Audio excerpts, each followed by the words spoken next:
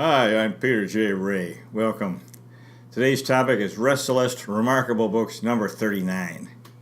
The first book today is Cane Mutiny, How the Miami Hurricanes Overturned the Football Establishment by Bruce Feldman, 2004.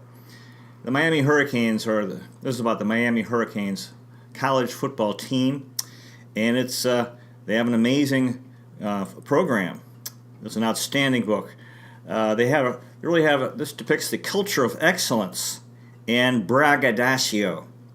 Some of the guys involved were Bernie Kosar, who starred in Cleveland, Vinny Testaverde, who also played for the Browns, Butch Davis was a coach, who also coached the Cleveland Browns, Kellen Winslow Jr., so those four, he also played for Cleveland. So anyway, this is kind of you could say a dated book. The University of Miami, they were considered the bad boys, but they won. They were winners. Cool black guys who irritated the heck out of the white media. And also another one of the star players was Jim Kelly, who played for the Buffalo Bills and played in 4 straight Super Bowls, lost all 4. The next book is The Shelter of Each Other, Rebuilding Our Families by Mary Pfeiffer, 1996. Now, Mary Pfeiffer is a tremendous author. This is an outstanding book. She talks about how America's families and children are in so much trouble and what we can do about it.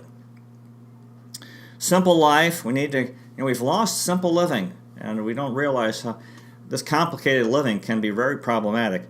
So we need to return to simple living, get away from television, and getting outdoors. Too much indoor living.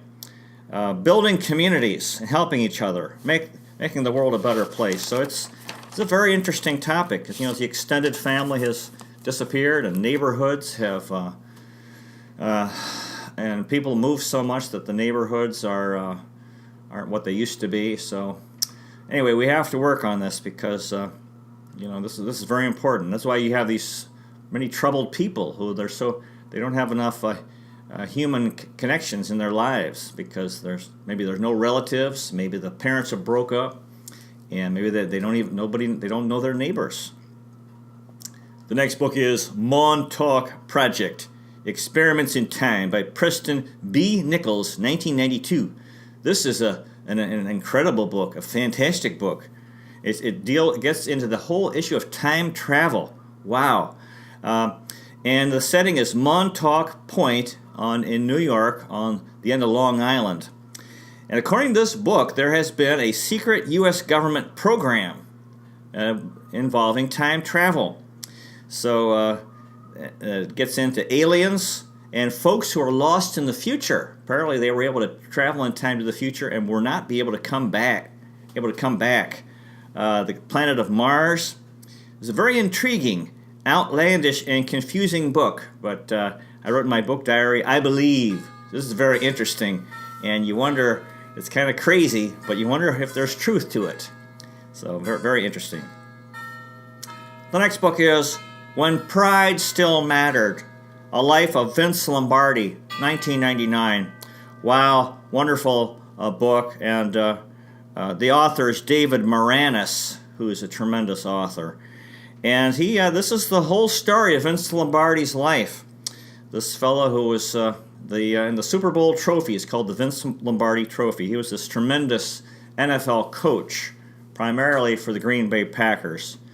So it talks about his growing up in Brooklyn, New York, in a big Italian-American family.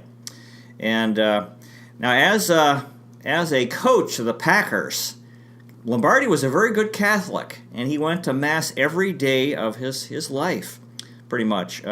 And one of the things he used to do is he'd ask God for forgiveness for the things that he was doing to his players, because he was very, very strict, very hard on his players, and he felt guilty about it. But he felt he needed to do those things to win. And he was a big winner in the NFL. At one point, he moved to a place. He asked the priest if he could change the Mass time. The priest wouldn't do it. And Lombardi would go to Mass every day, first thing in the morning. This was his routine.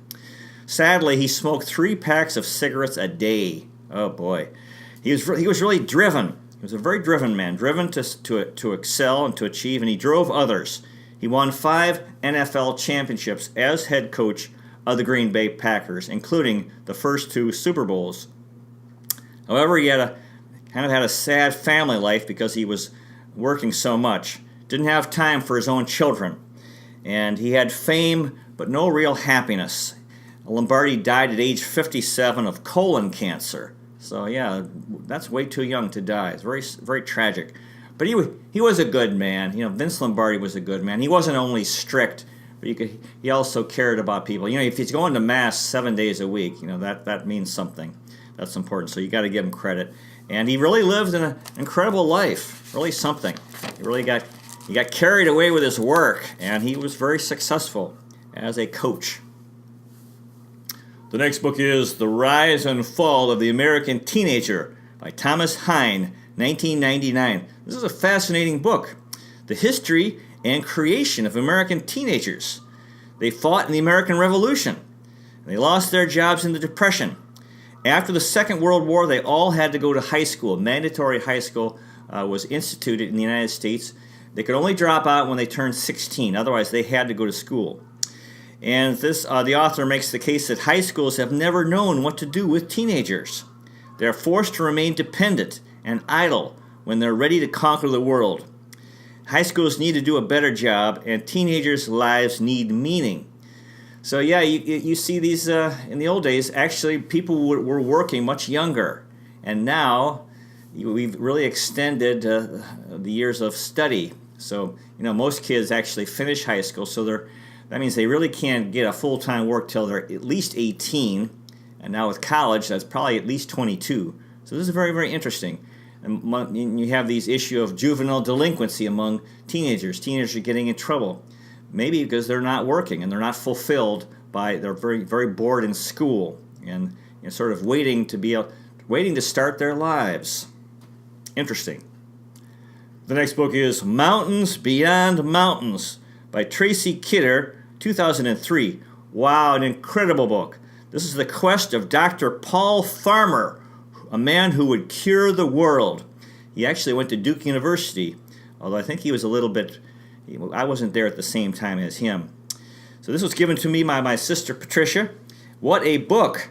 This guy, Paul Farmer, has done so much good in the world. Basically, he was doctoring the poorest and sickest people in the world, fighting HIV and tuberculosis in places like Haiti, Peru in South America, Boston in the poor community, Russia, including Tomsk, Siberia. Paul Farmer really shakes things up. He's a working dynamo, smart, kind, uses technology like computers and airplanes.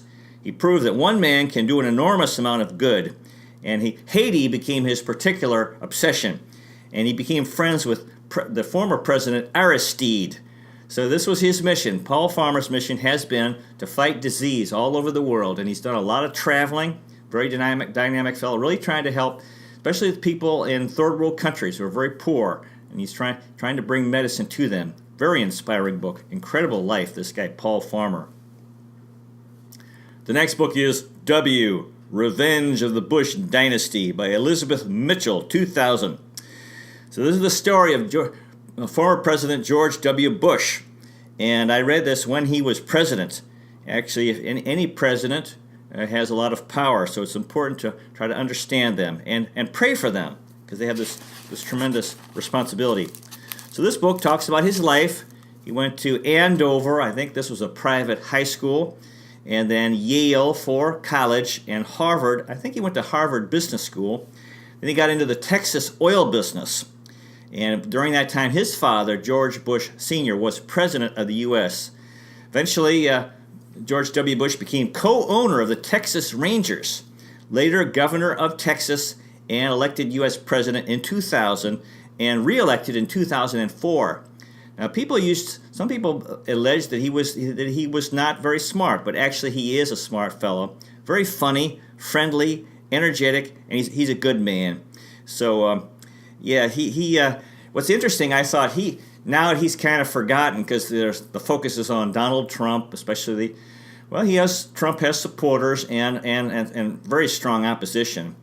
But during Bush's time, boy, there was so much opposition to him, and he took so much criticism.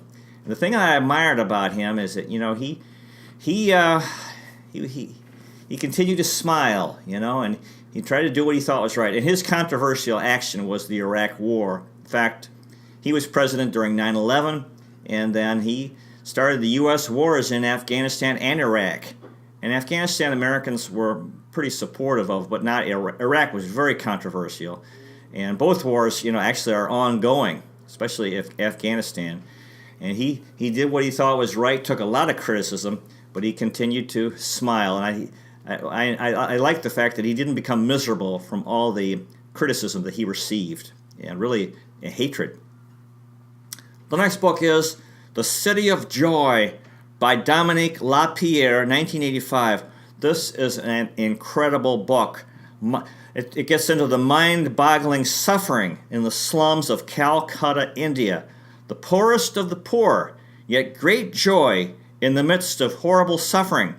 Malnutrition, sickness, overcrowded conditions, disease, filth, and insects, mosquitoes, and so forth. In this book, a Polish priest and an American doctor come and live in this slum, and they learn to live and love these people in a hell and heaven on earth. So it's hell and heaven at the same time, the hell of the conditions, but this great, actually, partly because India has this tremendous spirituality. I think that's the main thing. Despite this material poverty, you have the spiritual wealth of India. And actually, I started reading this, and it was so upsetting that I put it down halfway for a year because I was so intimidated by it, and really, it's really very troubling. But ultimately, I finished it and found it a very inspiring book. And you have to admire the courage of these two guys who went over and faced it. I remember telling Tim around this time that I was willing to face anything in the world in books, which doesn't mean a lot, but it does mean something, because we do need to face these things in life, the hard things in life, and see what we can do. The next book is Bury My Heart at Wounded Knee by D. Brown, 1970. This is another incredible book. It gets into the whole issue of the destruction of American Indians from 1860 to 1890, especially the Indians in the West, as Americans moved westward after the Civil War. And the Indians were pushed aside, and their lands were taken from them, and they were forced to live on reservations, which weren't very, weren't fertile lands to farm. So the Indian nations include the Navajo, the Cheyenne, the Apache, the Nez Perce, the Ute, the Sioux, Arapaho, Pawnee, and it gets into the places like Little Bighorn, and characters, famous American Indians, Manuelito, Little Raven, Red Cloud, Don Begone, Cochise, Captain Jack, Satanta, Kicking Bird, Sitting Bull, Crazy Horse, Chief Joseph, Standing Bear of the Poncas, Little Wolf, and Geronimo. And there's an incredible quote by Standing Bear of the Ponca Indians, and he said this, quote, "I thought God intended us to live, but I was mistaken. God intends to give the country to the white people, and we are to die. It may be well. It may be well." I thought that was one of the most incredible quotes that I'd ever read, because this fellow is talking about how his people, they're losing everything. They're losing their land, and they're dying, from different reasons, disease and depression, alcoholism, suicide, malnourishment. And then he's talking about it, and he says it may be well. It may be well. So his faith in God was so strong that he could accept, the worst that was happening in life. So again, during this time when I read this book, I became very interested in American Indians, and I wanted to learn all I could about them. And I think the things that I admire about them is this simple outdoor natural life that they had. And I think, my interpretation is that the American Indians were a remnant, kind of like Filipinos, of the last high age. And the European descent Americans are a people coming from a lower age but moving toward a higher age. And we sort of they intersected in the United States. Very fascinating topic. The next book is The Last Frontier by Howard Fast, 1941. This is another absolutely incredible book. Boy, I was having good luck on the books I was reading. It's set in 1878. The Cheyenne Indians, 300 of them, sick and starving in the Indian Territory, which is now Oklahoma, they break the law and leave, headed northwest, 1,000 miles back to their home, the Powder River Valley and Black Hills of western Montana. So they'd been taken from this area and moved to what's now Oklahoma. 12,000 American soldiers in the U.S. Army follow them, attack them, imprison them, and massacre them. 150 Cheyenne, starving and freezing, finally reach the Black Hills, and the U.S. government finally decides to let them stay in their home. This is a story of courage and nobility, and really tragic. And these noble Indians and what they went through. And then, of course, there was some of the U.S. soldiers were brutal. Of course, they weren't all brutal, but some of them were. And this was a real tragic situation, the wars with American Indians, because Americans were taking their lands from them. So this is a tremendous, really wonderful history. The next book is Indian Country by Peter Matheson, 1979. Another book on American Indians. It's outstanding. Peter Matheson's a tremendous author. This is about American Indians today, or at least when the book was written in 1979. So relatively modern times, so to speak. It deals with this conflict between the white man's way and the Indian way, trying to revive their traditional wisdom and fighting corporate greed to keep their lands, fighting to save, in my opinion, fighting to save the world from Western civilization insanity. So some of the Indian tribes include the Mohawk, the Cherokee, the Miccosukee, Lakota, Hopi, Navajo, and Craig Carpenter was involved. I'm not sure if he was an Indian or not, but he was involved in this struggle. Yeah, I think all cultures have good and bad, and there is definitely good in there's good in Western civilization and in European descent American culture, but also good in the American Indian culture, and we should try to. Very often, cultures just condemn each other. We got to stop doing that. We need to look at the weaknesses in our own culture and in all cultures, but see the good and try, because there should be respect. And if you just condemn another culture completely, that's not going to work. They'll just be so offensive to the other, because there is good in them. We should try to see what it is and bring it out and try to adopt the good from all cultures. The next book is The New Indians by Stan Steiner, 1968. See how, again, this whole theme of American Indians. The status of American Indians in the 1960s, struggling to keep their land, combining the best of two worlds. And I wrote in my book diary, American Indians could teach white Americans how to live, and I think they are. We all have to deal with the white man's way. Very powerful. Now, when I wrote this, I didn't have enough respect myself for European descent culture, because it's definitely there. We don't have to choose. Just because we see good in you see two cultures in conflict, and then you see good in another culture, doesn't mean you need to condemn the other culture. So let's like I said, try to get the best from all cultures so we can all benefit.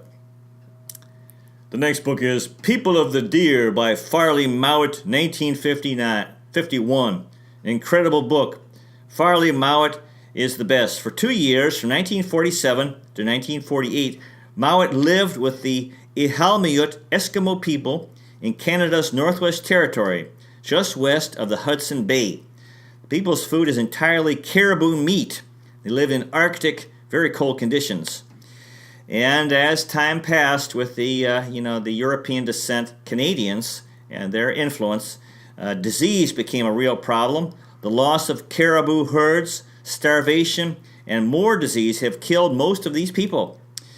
Mowat is definitely on the side of these Canadian Indians. He admires the Iqaluit culture and people, and condemns the white man's greed and barbarism. Mowat really had an adventure there. Very spiritual book. Unbelievable conditions, wonderful people. So, yeah, this is again the same theme of American Indians. The next book is Gathering Voices, Finding Strength to Help Our Children. The Innu Nation and Mushvav Innu Band Council, 1995. So this is about the Innu people, Canadian Indians in Labrador Island in Canada. They talk about their problems in modern times. Alcoholism, suicide, violence, no running water, disease, idleness, poverty, despair. They have lost their traditional natural life, hunting caribou in the wild. And they're tired of white people telling them what to do. They want to take power and solve their problems themselves and get the best of both worlds. Very interesting topic. The next book is Sing Down the Moon by Scott Odell, 1970. This is an outstanding book. I read it out loud to our son Tim. It's a children's book set in 1864 in Arizona and New Mexico.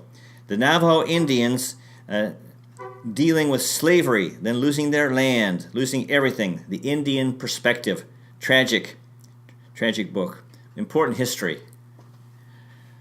The next book is Playing with the Enemy, Gary W. Moore, 2006.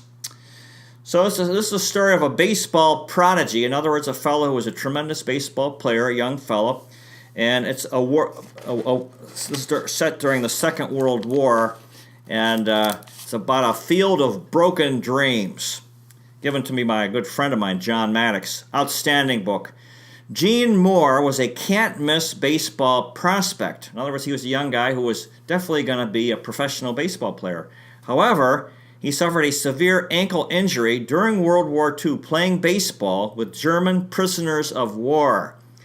And this shattered his dream. It's a very gripping story. He's a small-town hero, and then when this injury happened, it ended his baseball dreams. So he ended up sliding into despair and alcoholism. And he tried to continue to play, but he just couldn't make it. Fortunately, he was blessed to meet a very good woman who really saved his life and helped him turn things around. And there's a happy ending. He didn't play pro baseball, but he was able to have a good life with his wife, and and live a good life. There's more to life. Sooner or later, these professional athletes have to find something else to do because their career is going to end. But in this case, it ended earlier than he wanted.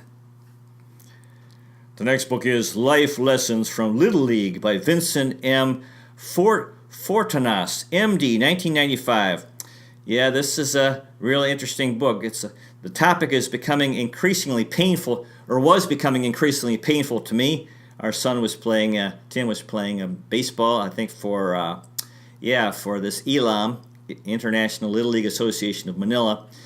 The author describes how so many adults, in their ignorance and competitiveness, make Little League Baseball a painful experience for children, for boys, when it's supposed to be fun. Very sad. The adults who, they just care about winning games and about their own power, especially if the coach just enjoys having power over the children. And it takes the fun away. It's no good. And so anyway, this is reality. We all have to deal with reality. Okay. The next book is Over the Wall by John H. Ritter, 2000. This is an incredible book.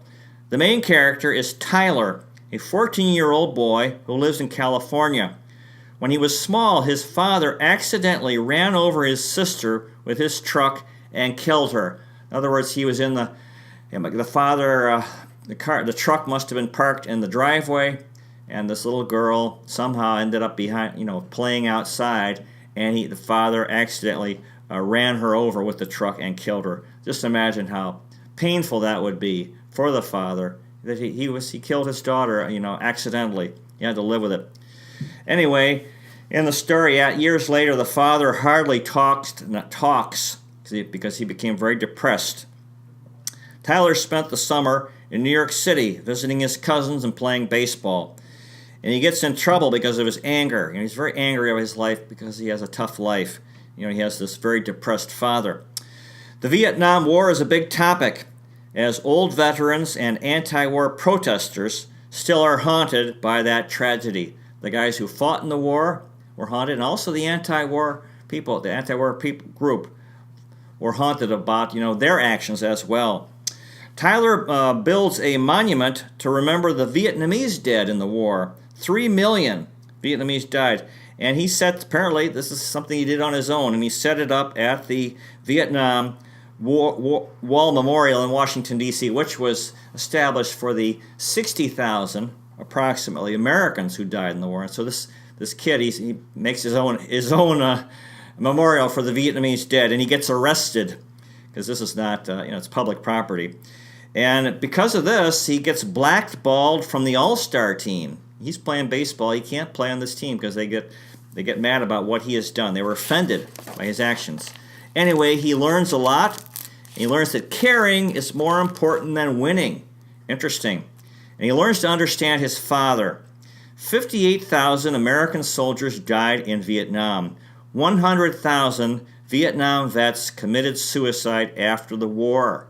Wow, that's something not many people know about. And World War II veterans were the meanest to the Vietnam vets. The guys who fought, this was a generation conflict between the guys from the Second World War who were older. And they had won. They had won the Second World War. And then the Vietnam War was lost. And then, of course, during Vietnam, the guys also were, there was a lot of marijuana use in Vietnam.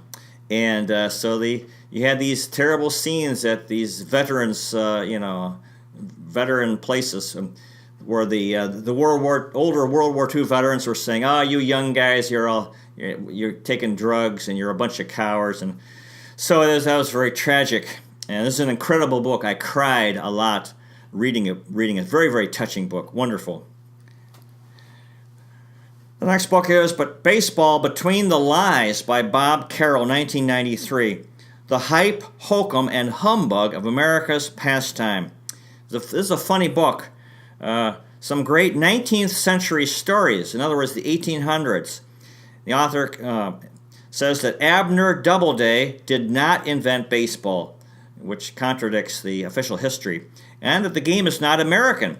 It comes from the English game of rounders. And he also says that he reveals these myths, and he also implies that Babe Ruth did not call his shot in the 1932 World Series. So, very interesting. The next book is 12 Little Things Every Filipino Can Do to Help Our Country by Alexander Laxon, 2005. This was a gift from a friend of mine in SRF, Anna Kalupitan. No, Anna, can't remember. Anna Cruzada. And one of the things the author says is for people should buy Happy toothpaste, help the poor, vote, and be positive. That's important. There's a tendency, I notice in the Philippines, to be negative about their country. This is true in all countries. The Americans are doing the same thing. A lot of Americans are negative about America. So we need to be positive about our country. This is where we're living, and see the good in it. And try to make a contribution. Sure, there are problems. So this is a real nice book. It came out. It's pretty easy to read. I recommend it. The author did a very good job. The next book is Lame Deer, Seeker of Visions by John Fire Lame Deer and Richard Erdos, 1972. This is a swell book. The guy is an American Indian. He's a Sioux Indian and a medicine man. He has a lot of stories and a great sense of humor. Like other Indians, he is sickened by the white man's ways, or at least some of those ways. And I wrote in my book diary, one day Indians can help mankind from self-destruction. I really love American Indian culture. Yeah, you could see during this time, I was really into this whole American Indian stuff, and because it is interesting. This is the sort of the history of the United States before the Europeans came, and it's too bad. Way back when people couldn't, we have not, as the human race has not been good at cultures learning from each other, because there's just all this war. Of course, the Indians also were at war with each other. They were a warlike people. Really interesting topic. The next book is The Brothers K by David James Duncan, 1992. This is an outstanding book. It was given to me by my friend Joe Schaefer. It's a novel, the story of the Chance family in Washington State in the 1960s. There are 4 brothers, and the Vietnam War is a very important issue. I think one of the brothers goes to war to fight. Another one goes to jail because he's drafted and won't go. And another one went to Canada to escape the draft and didn't want to go to the Vietnam War. Baseball is included, a mental hospital, India and Vietnam. There is healing, plenty of family trouble, the death of a baseball dream. There's a college radical, crazy mother, nature, Roger Maris. So this is really good, really tremendous book because the author gets into this. I thought it reminded me of my own family. Back in the 1960s, there were some of the things that I could relate to. The next book is How to Get Your Cat to Do What You Want by Warren Eckstein and Faye Eckstein, 1990. Yeah, this is a very interesting book. It's all about cats and how cats are very intelligent animals, and people often misunderstand and neglect them. They become depressed. We should be kind and patient with them and affectionate, and we should have quality time with our cats. So it appears we're out of time. Thank you so much for watching. I wish you well. Hope you have a good day, and I hope you find a good book. God bless you, and I'll see you next time.